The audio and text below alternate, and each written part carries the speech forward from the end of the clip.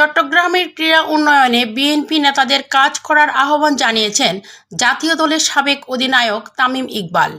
শনিবার বিকেল ৫টার দিকে পলো গ্রাউন্ডে আয়োজিত বিএনপির তারুণ্যের সমাবেশে তিনি এ আহ্বান জানান।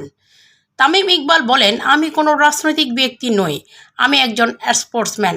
আমরা চট্টগ্রামের ক্রীড়া অঙ্গনকে আগের অবস্থানে ফিরিয়ে নিতে চাই। এ সময় বিএনপি মহাসচিব মির্জা ফখরুল ইসলাম আলমগীর ও বিএনপি স্থানীয় কমিটির সদস্য আমির খসরু মাহমুদ চৌধুরী সহ দলের অন্যান্য নেতাকর্মীরা উপস্থিত ছিলেন। আমরা বের করে নিব ইনশাল্লাহ। দেখবেন যে ঠিক আজ থেকে 10-15-20 বছর আগে চিটাগং থেকে অনেকেই রিপ্রেজেন্ট করতো বাংলাদেশে বিভিন্ন স্পোর্টসকে। আমরা আবারও ওই জায়গাটা ফিরে পাবো। আমার সাথে হেলাল ভাইয়ের কথা হয়, ইশরাফিল ভাইয়ের কথা হয়, হুম্মাম ভাইয়ের কথা হয় চিটাগংয়ের স্পোর্টস নিয়ে, যে আমরা কিভাবে করে চিটাগংয়ের স্পোর্টসকে আগের জায়গার মতো নিয়ে আসতে পারি।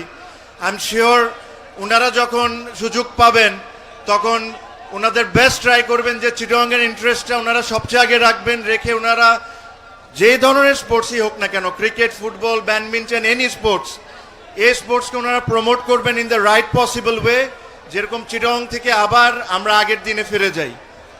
আমি এর চেয়ে বেশি আর কোনো কিছু আজকে বলবো না। আই এম ভেরি ওভারওয়ার্মড আপনাদের ভালোবাসা পেয়ে। আপনারা জানেন মাত্র আমি অসুস্থ, মানে একটা খুব বড় ঘটনা হয়েছিল আমার, মাত্র আমি রিকভার করছি, তো আমার বেশি কথা বলা উচিত না, but thank you very much. আমি অ্যাকচুয়ালি